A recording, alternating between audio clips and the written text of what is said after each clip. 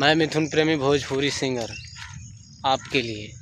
अरे दुनिया लूटे चाहे ना लूटे, खुश रहतौ तोर घर परिवारवा, रहतौ नई हरवा गे आगे अगला जन्म में लेके अबऊ, याद करतौ नई हरवा गे। चाहे भुला दे हमके गे तू, याद कर बऊ जन बतिया गे आगे।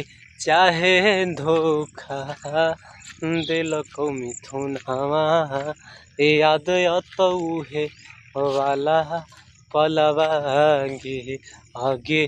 असली मर्द का होतौ हमरो, याद अतौ असली दिनमा गे।